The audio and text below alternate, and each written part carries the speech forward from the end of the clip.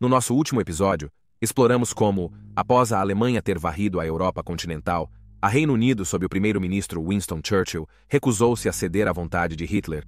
Mas enquanto os britânicos tinham espírito de sobra, os lutadores e pilotos para pilotá-los estavam se tornando cada vez mais escassos, e a menos que as coisas mudassem, o comando de caça seria reduzido à derrota. Era apenas uma questão de tempo. No episódio de hoje, vamos explorar o clímax da Batalha da Reino Unido e como o comando de caça conseguiu se recuperar, aparentemente dos mortos, para alcançar a vitória. O episódio de hoje é patrocinado pela Magellan TV.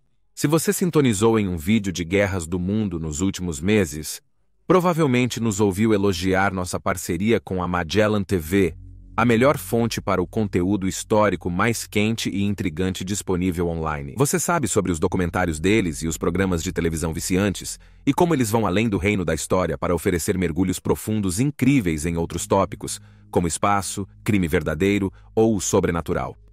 Em suma, sempre há algo para ver, independente dos seus interesses. Esta semana, queremos destacar o documentário A Cratera, uma verdadeira história do Vietnã. Um filme de 57 minutos que nos leva para dentro da mente de um ex-recruta australiano que serviu na Guerra do Vietnã. O show não se concentra simplesmente nos terrores da guerra, mas nos leva através da escuridão oculta que veio com a escavação de valas comuns para os soldados norte-vietnamitas. Eles fazem um trabalho difícil de equilibrar temas de história, horror e o impacto que o conflito mortal tem na saúde mental, contando uma história intrigante enquanto trazem humanidade para aqueles que foram vítimas da guerra. A Cratera, uma verdadeira história do Vietnã. Também é um lançamento recente, parte das 15-20 horas de conteúdo totalmente novo, que a Magellan TV adiciona à sua biblioteca toda semana, sempre deixando os fãs com algo novo para maratonar e aproveitar. Use o link na descrição para acessar um mês de teste gratuito e mergulhe na aventura impressionante de A Cratera, uma verdadeira história do Vietnã e outros documentários de primeira linha.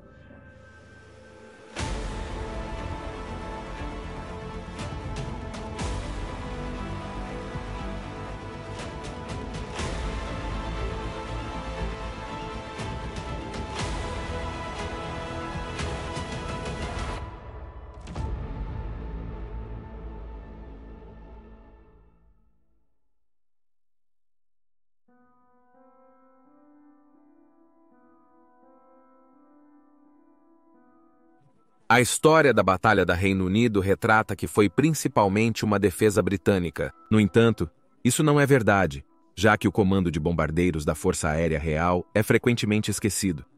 Assim como para o comando de caças, a batalha pela França foi devastadora, com incursões diurnas especialmente causando um grande prejuízo a AOS bombardeiros, que foram massacrados pelos Bf-109s. Tendo recuado de volta para Reino Unido, também estava tentando reconstruir sua força enquanto se preparava para atacar a força de invasão alemã quando finalmente tentasse atravessar o canal.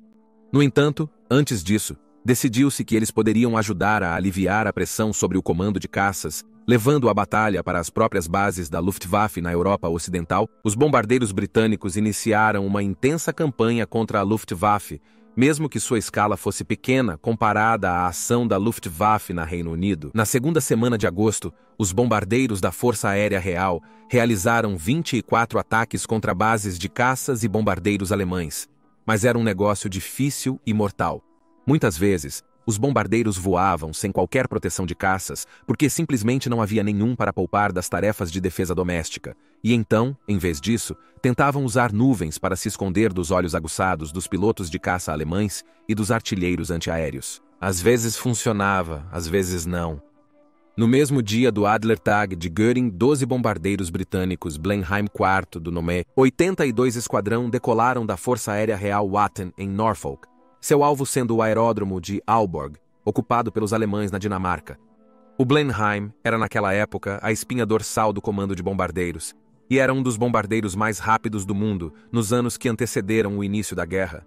Mas na França, se mostrou extremamente vulnerável ao Bf-109. Logo após o início da batalha, um dos Blenheims teve que regressar por seus motores queimarem uma quantidade excessiva de combustível que o impediria de retornar à base se prosseguisse. Os 11 aviões restantes seguiram para a Dinamarca sobre o Mar do Norte, onde perceberam que se desviaram cerca de 55 km ao sul do planejado. Ao voar sobre o mar, sem características distintas. Em vez de nuvens espessas para se esconderem, o céu estava majoritariamente limpo.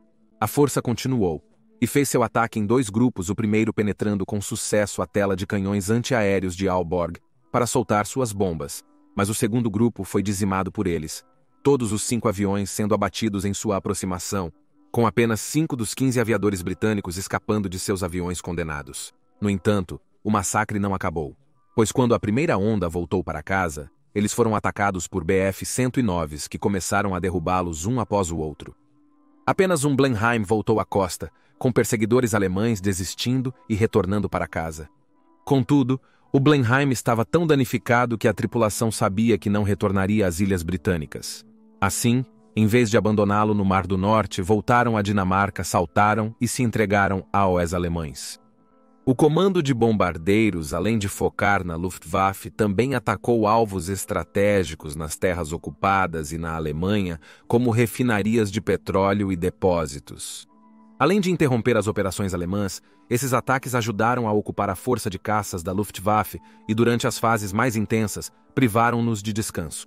À medida que a força de invasão de Hitler começou a ser montada, esses também se tornaram alvos para o comando de bombardeiros da Força Aérea Real, o que perturbou muito o plano de invasão do Führer, mas isso teve um alto custo em pessoal. Com cada bombardeiro tendo uma tripulação de 3 a 5 dependendo do tipo, o comando de bombardeiros perderia 718 tripulantes voando em apoio à Batalha da Reino Unido, mais do que até mesmo o comando de caças perderia.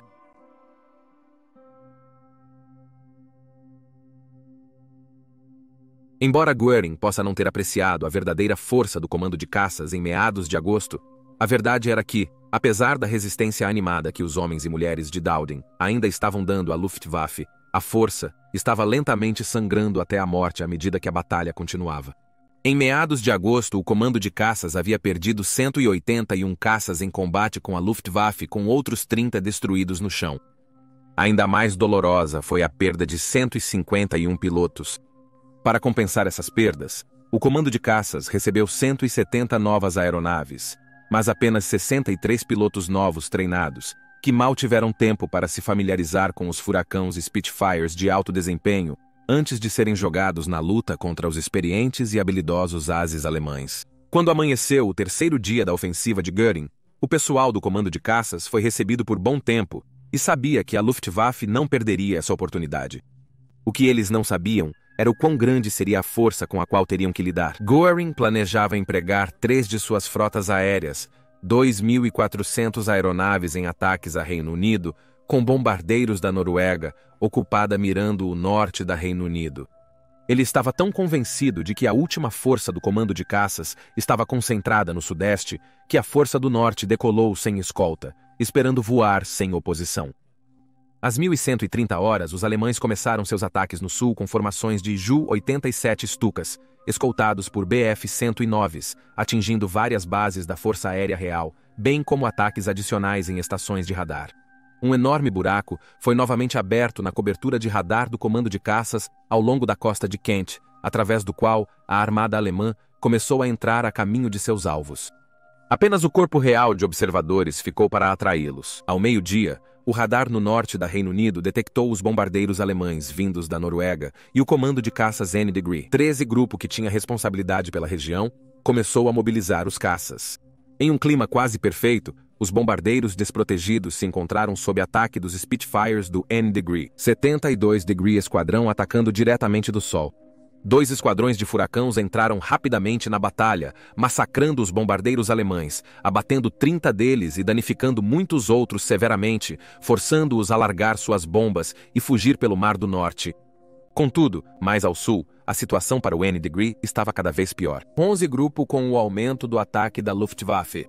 O corpo real de observadores buscava aeronaves alemãs nos céus com binóculos, mas só podiam vê-las se estivessem perto, limitando o tempo de aviso para os controladores de caça de Dowding decolar. Enfrentando números nunca antes vistos, os pilotos britânicos logo se viram em uma batalha desesperada para romper enxames de Bf-109s e Bf-110, escoltando para alcançar os bombardeiros. Mas era quase uma tarefa impossível, e os aeródromos em Rochester e Eastchurch sofreram pesados castigos. Mais a oeste, 20 caças do número 10 Group teve que enfrentar 125 aeronaves alemãs. Os caças britânicos se saíram bem. Derrubaram 3 Bf-110 e danificaram outros, mas estavam em desvantagem, com 6 abatidos. No início da noite, os pilotos cansados da Força Aérea Real continuavam a se defender dos ataques alemães, com Biggin Hill e Croydon da Força Aérea Real sendo bombardeadas às 1850. Sem radar para alertá-los, tiveram apenas minutos para decolar após avistar os atacantes a apenas 12 milhas de distância. Durante o ataque ao aeródromo de Croydon, um Bf-110 foi atingido e acabou caindo em uma fábrica de perfumes, matando 60 civis. Dowding foi acompanhado por Churchill em Uxbridge durante as batalhas para que o primeiro-ministro pudesse avaliar a situação pessoalmente. As notícias não eram boas. O comando de caças sofreu sua maior derrota até agora, com operações em 5 aeroportos-chave tendo sido interrompidas ou paradas completamente para permitir reparos, e a cobertura de radar ainda era irregular em algumas áreas. O comando de caças derrubou 59 aviões alemães e interrompeu o sucesso de inúmeros outros, mas perdeu 26 aeronaves, e ainda mais grave, 13 pilotos treinados. Se os alemães mantivessem esse nível de pressão, a derrota era inevitável. O comando de caças faria os alemães pagarem caro pela vitória. Isso era certo, mas a Luftwaffe venceria. Na manhã seguinte, em 16 de agosto, o tempo mudou, atrasando a decolagem da Luftwaffe até quase o meio-dia. Novamente, a Luftwaffe atacou aeródromos no sudeste, bem como estações de radar como Ventnor, que acabara de ser reativada após os danos sofridos em 12 de agosto. Voando com um furacão sobre o Solent naquele dia, estava o tenente de voo Eric James Nicholson, do Esquadrão 249, avistando um trio de Stukas. Ele mergulhou para atacar, mas perdeu de vista seus alvos através das nuvens, reencontrando-os graças a uma formação de Spitfires atacando outro grupo nas proximidades. Sem que ele soubesse, no entanto, ele estava na mira de um Bf-110 que disparou uma rajada de fogo de canhão em sua aeronave, destruindo a cobertura ao seu redor e deixando uma ferida sangrenta em sua cabeça. Parcialmente cego tanto pelo sangue escorrendo em seu rosto, quanto pela corrente de ar frio que entrava em sua cabine exposta, ele sentiu sua aeronave ser atingida novamente quando balas rasgaram sua perna e incendiaram seu tanque de combustível. Perdendo velocidade, tentou escapar do caça alemão que o perseguia, mas o Bf-110, agora mais rápido, o ultrapassou. Ignorando sua situação desesperadora, Nicholson alinhou seu furacão quase incapacitado e mergulhou na perseguição ao pesado caça alemão. Ele chegou a menos de 200 jardas e, apesar de estar envolto em chamas e fumaça, ele mirou firme e apertou o botão de disparo com tudo que tinha. Atingido com toda a fúria das Brownings de Nicholson, o 110 rapidamente se envolveu em fumaça antes de virar de lado e entrar em um mergulho mortal. Tendo saltado de seu caça, o piloto ferido e semiconsciente caiu 5.000 pés antes de perceber que não havia puxado o cordão de seu paraquedas, abrindo-o apenas a tempo de proporcionar um pouso relativamente suave. Infelizmente, seu calvário não acabou, pois membros da guarda doméstica local pensaram que ele era de fato o piloto do Bf-110 que acabara de abater, e atiraram nele de forma bastante descortês nas nádegas antes de perceberem seu erro. Depois de ser levado ao hospital, uma lembrança de quão perto ele esteve da morte naquele dia estava em seu pulso, pois as chamas de seu furacão em chamas chegaram tão perto dele que derreteram o vidro no rosto de seu relógio de pulso. Por sua extraordinária bravura e dedicação ao dever, Nicholson foi condecorado com a Cruz de Vitória, a mais alta condecoração britânica por bravura, e, incrivelmente, a única concedida a um piloto de comando de caça durante toda a Batalha da Reino Unido. Apesar de suas lesões, Nicholson eventualmente voltaria a voar e veria combate extensivo no Extremo Oriente contra os japoneses, até que um bombardeiro em que ele estava voando caiu na Baía de Bengala em 2 de maio de 1945.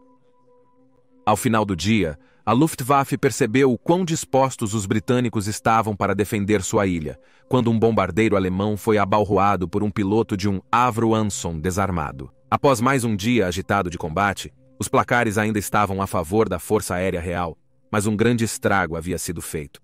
Felizmente, o clima deteriorado ofereceu a ambos os lados um breve descanso, algo que Dowding precisava desesperadamente de cada precioso segundo. Os contínuos ataques causavam terríveis danos a AOS comandos de combate, tanto materiais quanto psicológicos, e o pior ainda estava por vir. No domingo, 18 de agosto, a Luftwaffe lançou 3 ataques consecutivos contra os aeródromos em Kenley Biggin Hill, Gosport Ford, Ilha Espinhosa, Hornchurch e North Weald. O combate foi feroz, mesmo pelos padrões do dia anterior, e os caças da Força Aérea Real derrubaram 69 aviões alemães, ao custo de 31 dos seus próprios, e mais 37 destruídos no chão, além de danos pesados sendo infligidos à infraestrutura dos comandos de combate. Foi o maior dano infligido ao comando de Dowding na batalha em um único dia, levando a Força Aérea Real a lembrá-lo como o dia mais difícil. Tendo visto pessoalmente os esforços valentes dos comandos de combate, Churchill ficou visivelmente comovido com a dedicação deles ao dever, e em um discurso em homenagem a eles em 20 de agosto, ele proferiu as agora imortais palavras: "Nunca no campo do conflito humano tanto foi devido por tantos a tão poucos." No entanto, do outro lado do canal, o tom era bem diferente. Göring estava irado com o resultado de sua ofensiva. Nesse momento, os comandos de caça deveriam estar mortos, mas todo avião alemão que rumava para o sul da Reino Unido estava sob ataque quase constante. Era impensável para Göring que seus planos estivessem falhos, e então ele fez uma das piores coisas que poderia fazer em um momento tão crucial na batalha, e voltou-se contra seus próprios homens cada vez mais desmoralizados, acusando-os de não terem a agressividade necessária para vencer a luta contra os britânicos. Seus pilotos tentaram rebater suas críticas, apontando muitos dos problemas que enfrentavam. O Bf-109, apesar do seu desempenho, tinha autonomia curta para escoltar bombardeiros de longo alcance até alvos e combater caças britânicos. Do lado oposto do problema, o Bf-110 de 2 motores possuía alcance e poder de fogo adequados, porém era totalmente superado em combate aéreo individual contra um Furacão ou Spitfire. Os Stukas famosos provaram-se preocupantemente vulneráveis, muito lentos para fugir das defesas britânicas e necessitando de proteção intensa de caças para terem sucesso. Outra desvantagem significativa dos alemães também começava a ficar evidente neste momento. Se um piloto britânico fosse abatido na Reino Unido ou no Canal, poderia ser resgatado por hidroaviões ou barcos rápidos e voltar a voar na mesma tarde. Para a Luftwaffe, cada avião ou tripulação aérea abatida era perdida, pois aqueles que se ejetavam eram inevitavelmente feitos prisioneiros. Isso implicava que a Luftwaffe perdia mais pilotos experientes que os britânicos, reduzindo drasticamente a geração de missões alemãs. Muitos pilotos de caça da Luftwaffe sentiram que a resposta era mudar as táticas. O lendário as dos caças Adolf Galland, por exemplo, queria que os caças assumissem um papel mais agressivo contra o comando de caça, em vez de estarem atrelados a OS bombardeiros, mas Göring insistiu que eles ficassem o mais próximo possível deles. Em uma intensa discussão, Göring perguntou o que era necessário para vencer a Batalha da Reino Unido, ao que ele respondeu com desdém que queria um esquadrão de Spitfires para seu grupo. Contrariamente à crença popular, Galland não fez essa observação porque acreditava que o Spitfire era superior ao seu Bf-109, mas sim para expressar simplesmente sua frustração com Göring, que, segundo relatos, ficou tão enfurecido que ficou atipicamente sem palavras.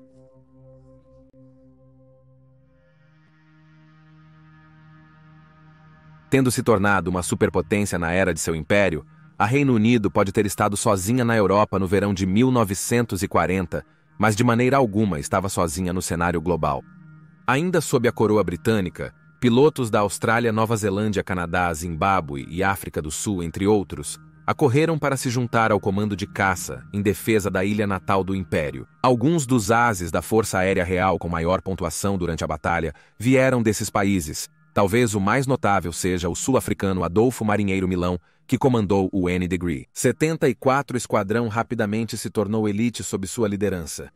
Embora as relações entre a Reino Unido e a Irlanda do Sul ainda estivessem tensas neste ponto em relação à independência irlandesa, muitos irlandeses sentiram que a Alemanha nazista era a maior ameaça à liberdade irlandesa no futuro, e por isso se juntaram às Forças Armadas Britânicas, apesar da Irlanda do Sul ser oficialmente uma parte neutra. Um cidadão irlandês, Brendan Paddy Funeken, rapidamente provou ser extremamente habilidoso em combate e se tornou o comandante de ala mais jovem da Força Aérea Real, com apenas 21 anos antes de ser tragicamente morto em combate em 1942, após derrubar 32 aviões alemães. Provavelmente os pilotos não britânicos mais celebrados da Batalha da Reino Unido foram os voluntários americanos que eventualmente formariam os famosos Esquadrões Águia. Assim como a Irlanda, os Estados Unidos da América neutros não podiam enviar formalmente alguém para lutar com os britânicos. Contudo, vários homens foram ao Canadá e alegaram ser canadenses para se alistar, pois a burocracia não era tão rigorosa. Eventualmente, empresários antifascistas nos Estados Unidos estabeleceram e financiaram um movimento clandestino para enviar voluntários dispostos através do Atlântico para se juntar à Força Aérea Real, mesmo correndo o risco de perder sua cidadania americana se descobertos. A vitória alemã no continente também fez com que vários pilotos fugissem de seus países caídos, na esperança de continuar a luta com a Força Aérea Real. Pilotos da Reino da Bélgica, República Tcheca e França lutaram na Batalha da Reino Unido, mas foram os pilotos da República da Polônia que ganharam a maior admiração de seus anfitriões britânicos. Cerca de 35 mil poloneses escaparam da ocupação alemã, às vezes em várias ocasiões, à medida que os países para os quais fugiram caíram, para chegar a Reino Unido em 1940, passando a servir em todas as divisões das Forças Armadas Britânicas. Na Força Aérea Real, os pilotos poloneses chegaram com experiência direta de combate contra os alemães, e muitos deles já eram ases, tendo derrubado mais de 5 aviões alemães na defesa de sua pátria.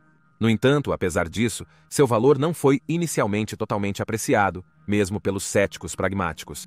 Não ajudou o fato de os pilotos poloneses terem dificuldades para entender instruções em inglês pelo rádio e se adaptar a voar no furacão de alto desempenho, diferente dos biplanos AOS quais estavam habituados. Mais de um piloto polonês tentou pousar sem baixar as rodas, acostumados com trens de pouso fixos.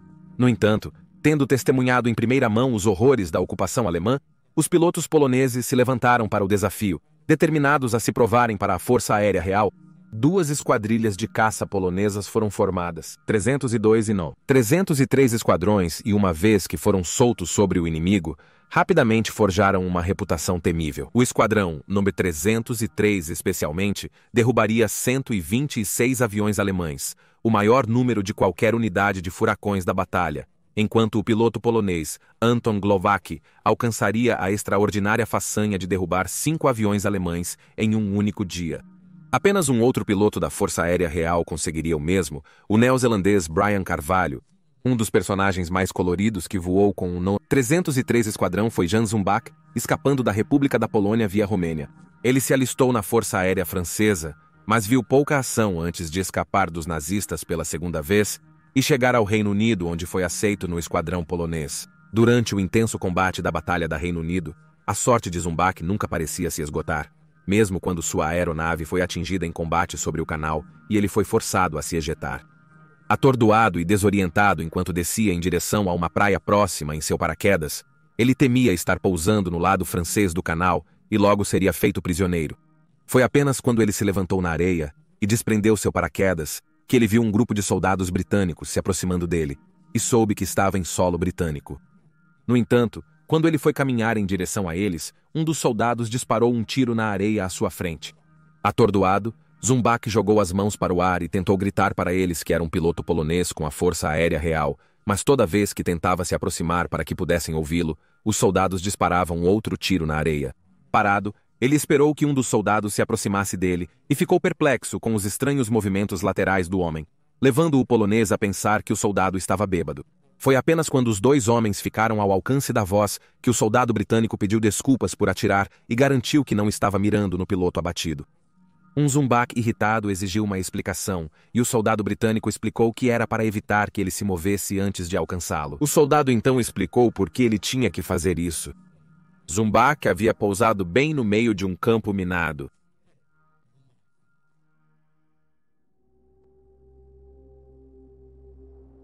Após uma breve pausa devido ao clima, a Luftwaffe logo voltou à ação atacando as bases do Comando de Combate no Sudeste. No entanto, a intensidade dos ataques diminuiu significativamente. Göring manteve o envio de bombardeiros para atacar alvos no arquipélago britânico, incluindo norte e sudoeste da Reino Unido Sul do país de Gales, Escócia e Irlanda do Norte, ainda que com valor questionável na batalha imediata. Os ataques noturnos da Luftwaffe também aumentaram em frequência, atacando alvos industriais dentro e ao redor de várias cidades, algo que a Força Aérea Real estava, naquele momento, mal equipada para repelir.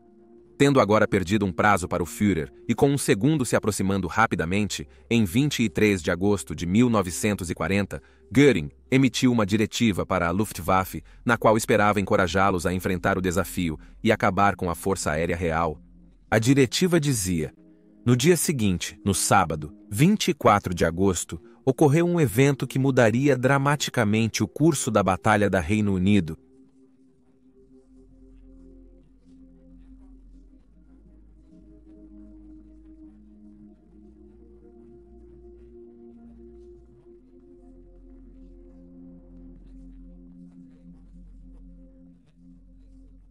Um esquadrão de bombardeiros da Luftwaffe foi enviado para atacar a fábrica de aeronaves Shorts Brothers em Rochester, porém, a navegação noturna ainda não estava totalmente aperfeiçoada naquela época. Ficaram aliviados, portanto, quando na pouca luz avistaram o rio Medway que sabiam que os levaria ao seu alvo. E após segui-lo por uma curta distância, liberaram sua carga mortal enquanto eram alvejados antes de retornar para casa. Infelizmente, no entanto, o rio que estavam seguindo não era o Medway, era o Tâmisa. E eles o seguiram até Reino Unido, e em vez de uma fábrica de aeronaves, as bombas mataram civis inocentes em Millwall, Tottenham e Islington. Churchill ficou indignado, mas ele não foi o único, pois tanto Göring quanto Hitler estavam furiosos, já que os pilotos da Luftwaffe haviam sido estritamente proibidos de atacar a capital britânica. No dia seguinte, Churchill convocou seu gabinete, onde propôs retaliar em Alemanha e naquela noite, a ordem foi dada para o comando de bombardeiros se dirigir à capital alemã. Desde aquela noite fatídica, historiadores discutem se Churchill sabia ou não que o bombardeio foi um erro.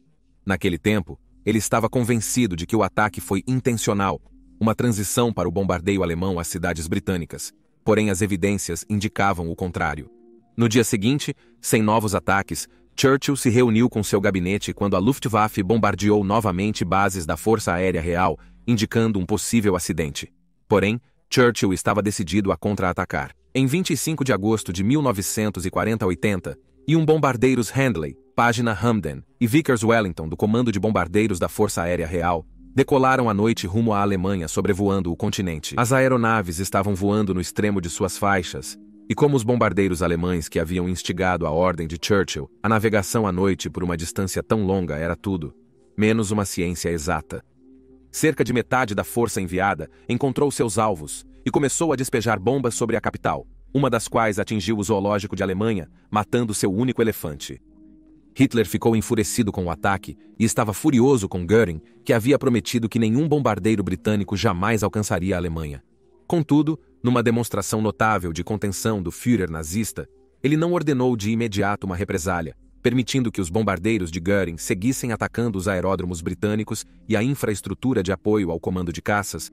Enquanto isso, Churchill ordenou mais ataques contra a capital alemã, levando a paciência de Hitler ao limite, até que ele não aguentou mais, e ordenou à Luftwaffe que mudasse de tática. Falando em 4 de setembro de 1940, ele disse sobre sua contenção: "O Sr. Churchill interpretou isso como um sinal de nossa fraqueza. Você entenderá que agora daremos uma resposta noite após noite e com força crescente." Em 7 de setembro, as estações de radar do comando de caças detectaram outra força alemã de quase 400 bombardeiros e 600 caças se acumulando sobre o canal, mas quando os Spitfires e Furacões decolaram para proteger suas bases fortemente danificadas, ficaram surpresos ao descobrir que seu alvo era a capital britânica. Este foi o início do que os londrinos e o mundo inteiro sempre lembrariam depois como o Blitz. Operando sob o codinome relativamente simples de Operação Reino Unido, as tripulações de bombardeiros alemães concentraram seus ataques iniciais nos portos de Reino Unido, destruindo mais de 100 mil toneladas de mercadorias e navios, enquanto matavam mais de 400 civis. Os pilotos do comando de caça, prontos mais uma vez para lutar na defesa de suas bases, foram pegos quase totalmente de surpresa pelo ataque e rapidamente se reorganizaram para defender Reino Unido. O bombardeio continuou noite adentro, levando o correspondente de notícias dos Estados Unidos da América, Ernie Pyle, a descrever a cena para o público americano como a cidade sendo cercada e esfaqueada com fogo. Mais ataques vieram nos dias que se seguiram, com outras cidades também sofrendo com os bombardeios alemães, mas Reino Unido suportou a maior parte do ataque. Dowding e seus comandantes ficaram perplexos com a nova estratégia alemã. O comando de caças, apesar de ainda operacional, teve sua infraestrutura fortemente danificada por ataques repetidos. Sem esse suporte, inevitavelmente as frotas de caças da Reino Unido começariam a se desgastar, até que tivessem que abandonar as bases do Sudeste e recuar para o Norte. Exatamente o que era o objetivo de Goering. Agora, com o Reino Unido sob ataque, as bases poderiam ser reparadas, a infraestrutura reestabelecida, e além disso, o plano de fabricação do Lord Beaverbrook finalmente começava a dar frutos, com novos aviões sendo produzidos em uma taxa mais rápida do que estavam sendo perdidos. A resposta era simples e refletia mais uma vez o maior problema da Luftwaffe, a inteligência. Göring estava certo de que a Força Aérea Real estava enfraquecida, e tanto ele quanto Hitler pensavam que atacar Reino Unido poderia atrair os restantes caças da Força Aérea Real para um combate decisivo. Além disso, o bombardeio contínuo da capital poderia desmoralizar tanto o povo britânico que, quando a Operação Leão Marinho finalmente avançasse, eles estariam clamando para Churchill fazer a paz. Em quase todos os aspectos dessa mudança de estratégia, a liderança nazista seria comprovadamente errada. Dia após dia, noite após noite, bombardeiros alemães despejaram suas cargas mortais sobre as cidades britânicas durante 56 dos 57 dias, enquanto, ao mesmo tempo, o comando de caças não perdeu tempo se reconstruindo. Os esquadrões também começaram a receber modelos aprimorados tanto do Furacão quanto do Spitfire com motores Merlin mais potentes, e alguns com armamentos muito mais pesados, tornando-os ainda mais letais em combate. O fato era que, para salvar o comando de caças Reino Unido, e outras cidades britânicas teriam que queimar, e ao invés dos cidadãos dessas cidades clamarem por rendição, como Hitler esperava, eles estavam clamando outra palavra: vingança.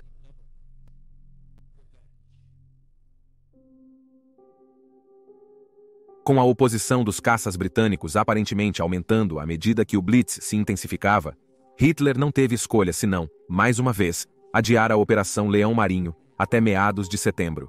Os preparativos para a invasão foram ainda mais prejudicados por um número crescente de ataques a AOS barcos e navios reunidos por aeronaves da Força Aérea Real. Todos no alto comando alemão sabiam que qualquer adiamento adicional seria praticamente impossível, pois o tempo já estava piorando no canal.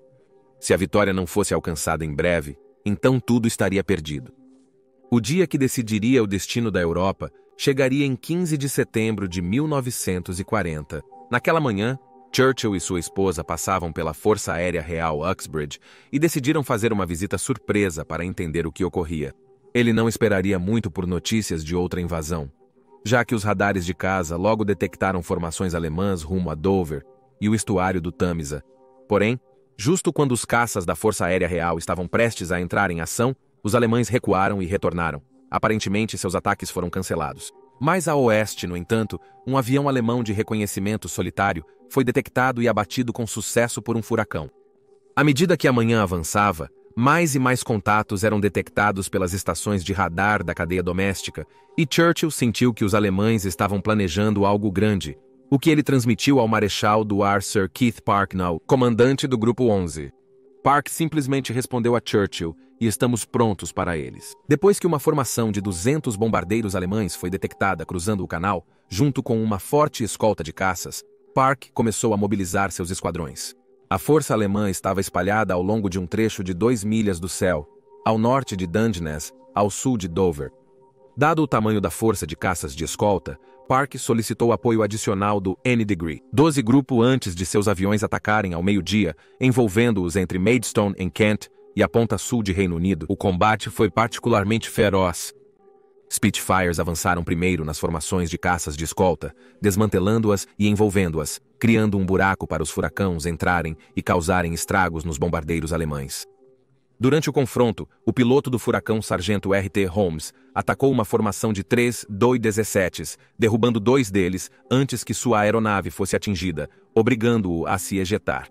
Reforços do Any Degree. O 12 Degree Grupo logo se misturou a AOS alemães. Entre eles, estava o famoso as-britânico Douglas Bader, que perdeu as pernas em um acidente de voo antes da guerra e voou com próteses.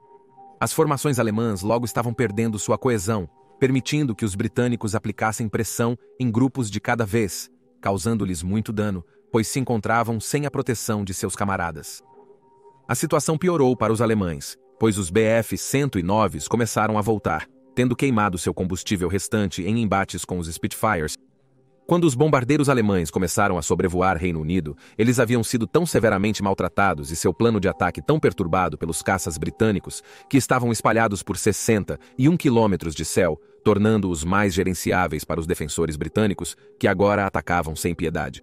Muitos bombardeiros alemães largaram suas cargas ao avistar Spitfires e furacões atacantes, tentando voltar para casa. A invasão foi nada menos que um desastre para a Luftwaffe, mas o dia ainda não havia terminado.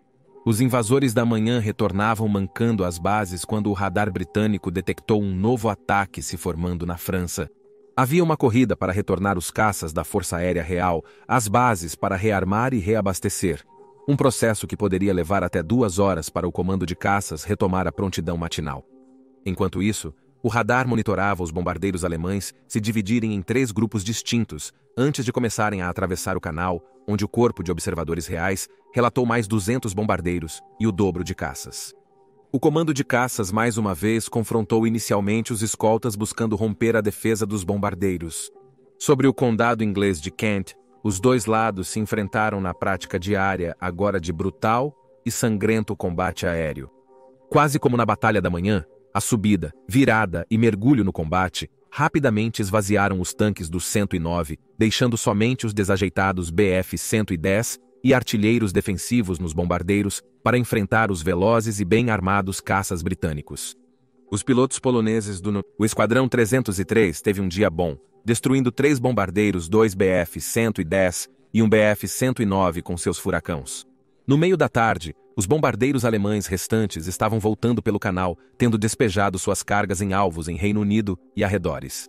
Tal era o ódio cru neste ponto da batalha com os alemães, que até bombardeiros aleijados tentando fugir de volta para o continente foram atacados pelos caças da Força Aérea Real para garantir que eles não fizessem uma viagem de retorno. À noite, uma terceira, mas significativamente menor, incursão alemã foi realizada contra Portland em Dorset, enquanto os Bf-110 aproveitaram o momento em que os caças britânicos estavam se rearmando para realizar um ataque surpresa à fábrica de aeronaves em Wollaston.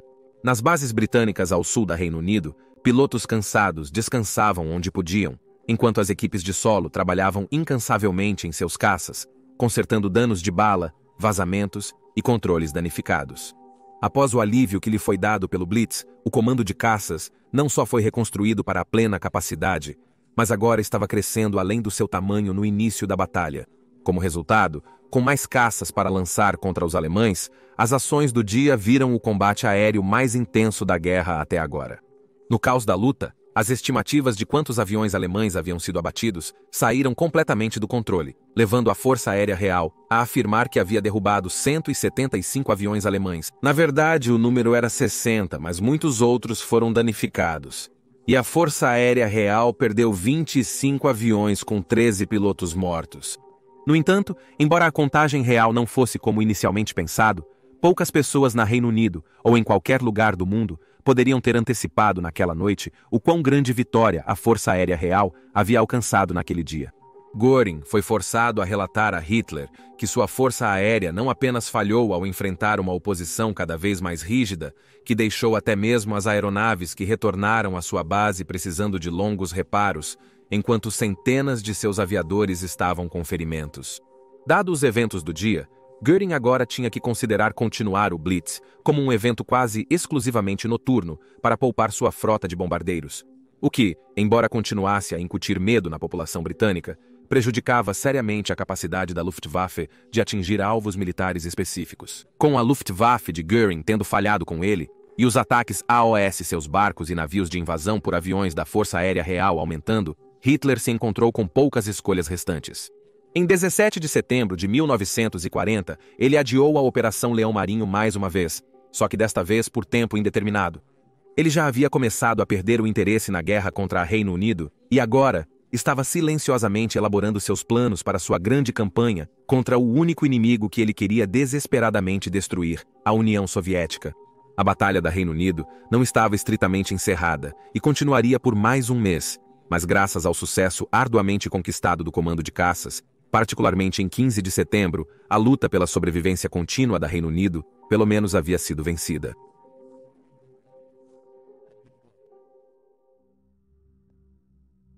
Em outubro de 1940, as operações da Luftwaffe na Reino Unido diminuíram expressivamente, devido ao agravamento do clima com a chegada do outono e à necessidade de preservar os bombardeiros de Göring, que continuavam atacando o Reino Unido e outras cidades britânicas à noite.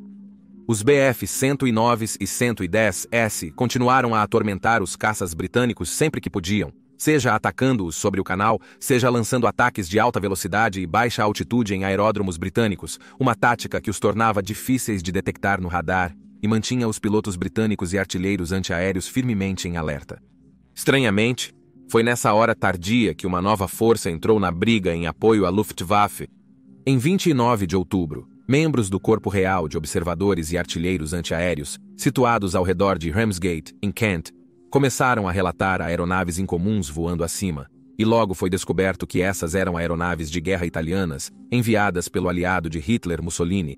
Os italianos já haviam realizado um ataque noturno a Felixstowe e Harwich 5 dias antes, e isso inicialmente havia sido creditado à Luftwaffe.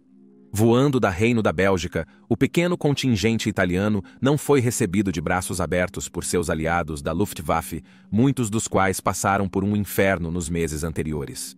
Até as tripulações da Luftwaffe não se impressionaram com o equipamento italiano, incluindo caças biplanos Fiat CR-42 com apenas alguns bombardeiros equipados com rádio.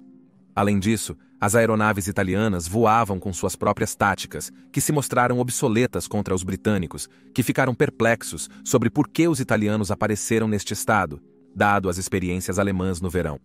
A verdade é que a força italiana enviada a Reino da Bélgica era mais para propaganda do que para qualquer outra finalidade. Hitler e Mussolini formaram uma frente unida contra os britânicos, especialmente após o início da campanha italiana contra as possessões britânicas no norte da África. Também permitiu a Mussolini afirmar que seus bombardeiros estavam se vingando dos ataques aéreos britânicos realizados contra suas forças no Mediterrâneo, mas a eficácia dos italianos era lamentável. A data exata do término da Batalha da Reino Unido é debatida por historiadores, mas a maioria concorda que foi no final de outubro, mesmo com ataques diurnos esporádicos depois disso. Na realidade, as invasões rápidas dos caças da Luftwaffe seriam uma ameaça às bases britânicas até o dia D, em junho de 1944, quando as tropas aliadas invadiriam as bases alemãs. O Blitz, enquanto isso, continuaria a devastar as cidades britânicas bem em 1940, onde noite após noite bombas caíam sobre elas, destruindo fábricas, casas e muitos dos edifícios históricos da Reino Unido, com até mesmo o Palácio de Buckingham, levando um golpe. Churchill e o rei George VI frequentemente visitavam áreas bombardeadas, sustentando o moral do povo e promovendo o chamado espírito do Blitz, a ideia desafiadora de que a Reino Unido resistiria e seguiria adiante, não importando o que Hitler fizesse. Era exatamente o oposto do que o Führer pretendia, mas pior do que isso para o regime nazista. O comando de bombardeio era agora o ramo da Força Aérea Real, que recebia a maior parte dos recursos para construir bombardeiros novos, melhores e maiores, culminando no Avro Lancaster, uma aeronave frequentemente rotulada como o Spitfire do comando de bombardeio. Ao contrário dos bombardeiros alemães, que foram projetados principalmente para operações táticas em apoio à Wehrmacht, os novos bombardeiros de 4 motores da Reino Unido eram verdadeiras armas estratégicas, tendo o alcance e as cargas de guerra para infligir muito mais danos às cidades alemãs, muitas das quais seriam obliteradas em ataques de 1000 bombardeiros pela Força Aérea Real e eventualmente pelas Forças Aéreas Americanas. Mas enquanto a guerra no ar poderia ser considerada a favor da Força Aérea Real no final de 1940 a Reino Unido, ainda estava em grande perigo. Mas em vez dos céus, a ameaça vinha de debaixo do mar. Sendo uma nação insular relativamente pequena, os recursos da Reino Unido eram, claro, finitos, e para se manter viva, o país dependia fortemente dos suprimentos trazidos por seus comboios. Esses comboios estavam sempre em risco das frotas de U-boats de Hitler, que atacavam sem aviso e sem piedade. A Reino Unido estava agora sob cerco e permaneceria assim pelo resto da guerra.